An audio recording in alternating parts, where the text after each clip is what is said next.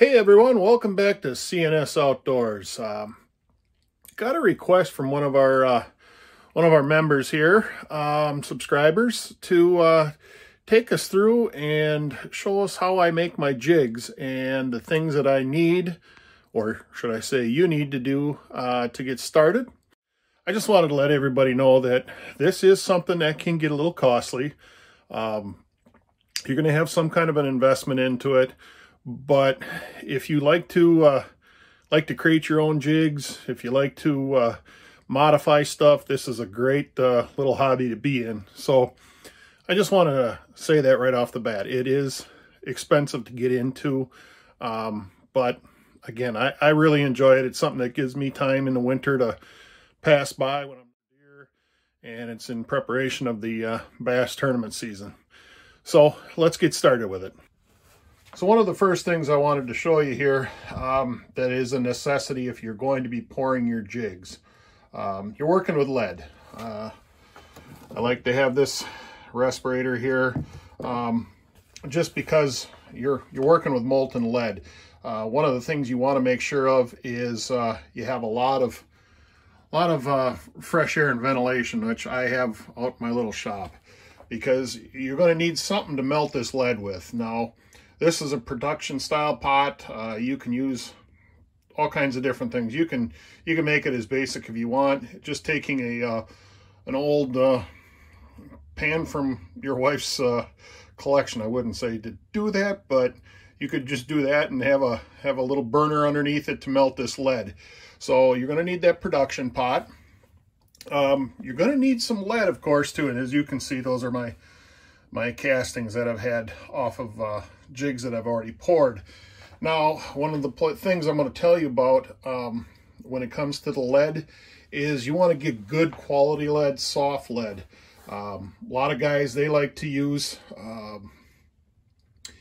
wheel weights and things like that, but that's a different type of lead. It's got a lot of contaminants. And when you go to melt this lead, you want to get those contaminants out. So one thing you're going to need is this clean cast flux.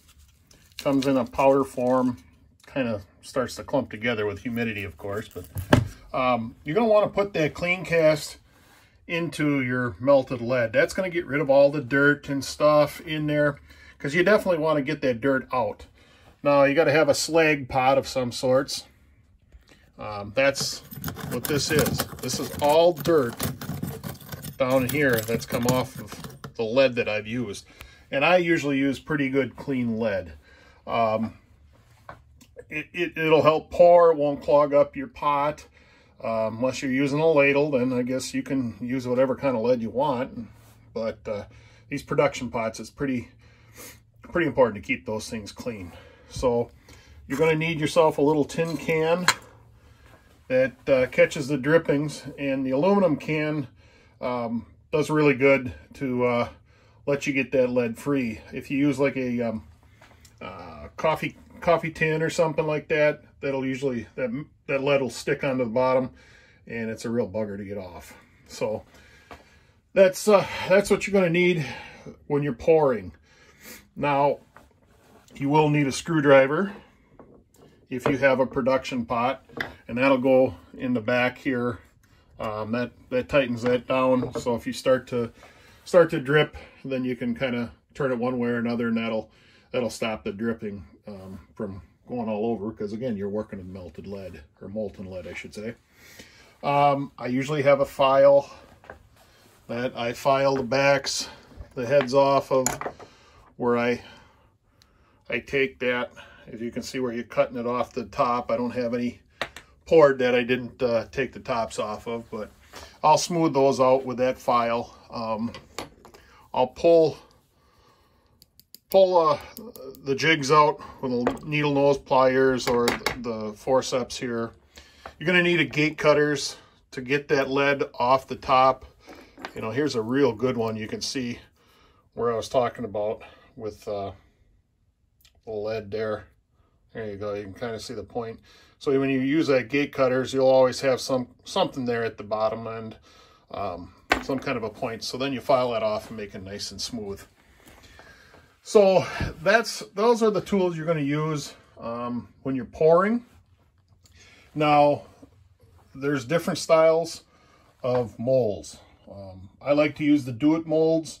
I also have some older hilt molds. These are for my crappie jigs.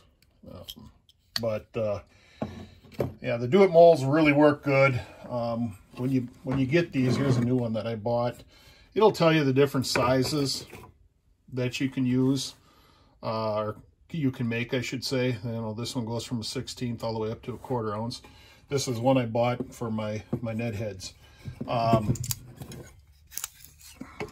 you order them, they'll tell you the style of hooks to use, but on the insides of these Do-It molds, they stamp all that information, which I really like. That's really good. So when you get these molds, you got to get them hot. All right, so what you're going to need to make them so that the jigs come out is this dropout stuff. So this dropout stuff is an aerosol, and you pour it in. Sorry about that. You pour it in, and that's what this black coating is. It's kind of, I don't want to call it a Teflon coating because that's not really what it is, but the older guys, they used to take a candle and heat them up and put some wax in there, I guess, and things like that. But this spray stuff works pretty good. That's what I like to use. Okay, so now you're going to need these pins. All right, so if you have a fiber guard, or I should say a weed guard, these pins, you're going to need some of those. Now, you'll get a couple usually in with the molds themselves when they require it. But I like to have, probably about 10, 12 of them. I got a few extra there. But you're going to need those metal ones in there so that way the lead doesn't run down out of these channels. You know, you'll put your hook and everything in there, then you can pour it. So you'll need some of those pins. Then, with that, as far as that's concerned, you've got your jigs all poured out now. And you can see I got all kinds of different ones here. I got different styles, archy head, and I got the round ball style head. I got some swim jigs. I mean, I got quite a few different ones. Each one I got a little different application for, of course. So now that you got them all poured out, you got your jigs are smoothed out. Now you're going to want to paint them. So now you need these little synthetic style pins, and they'll fit in to your jigs. Because when you got to paint these, if you're using powder coating paint, which I'll get into in a second, you need those synthetic ones because you need to warm up. You need to warm up that lead. And powder paint, it's kind of a neat way to do it. I got a couple different ways that I do this, but powder paint is one way that I make these. So you're going to have, in order to heat those up, you're either going to do it by a torch, which I don't have mine out here, or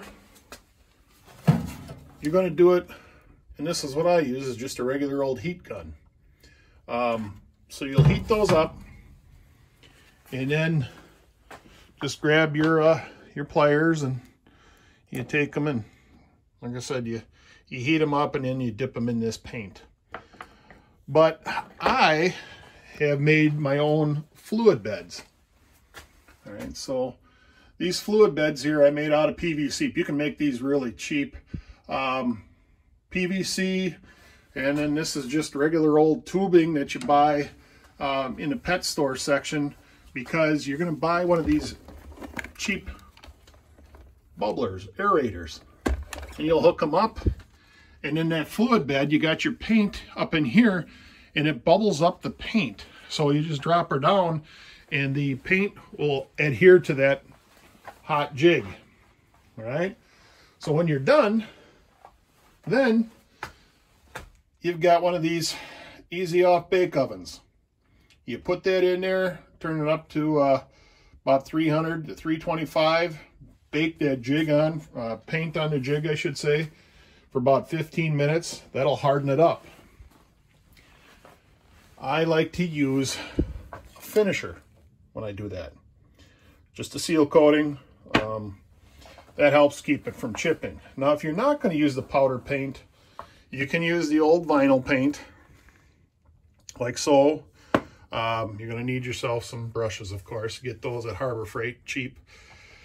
And otherwise, I use fingernail polish. And that's what I used on this bunch here. Okay. And I really got into using that fingernail polish a little bit better. Yes, I got to paint that on as well. But that almost has a little bit of hardener on it already. And I really like the finish that it has. And here's some of the jigs that I did earlier. I still have to put the weed guards in. But it comes out really nice. And I can do that. I can do that in the house during the winter if I want.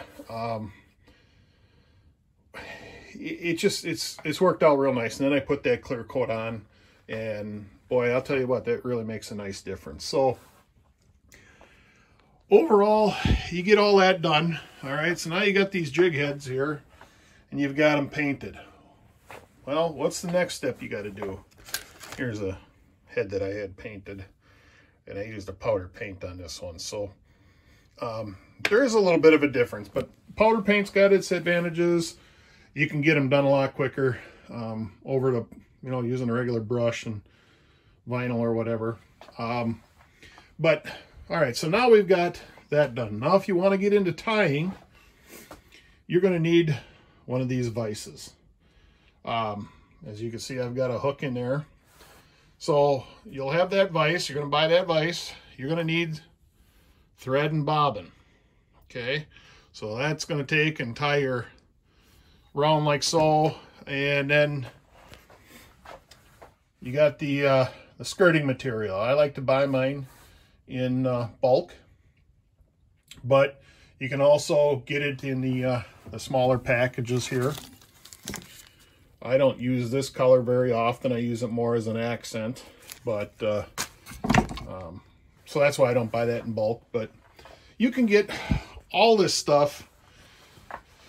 Barlow's, you got Tackle Warehouse, Do It Itself, Do It Molds. You can buy a lot of the stuff straight from them for your jig molds, your hooks.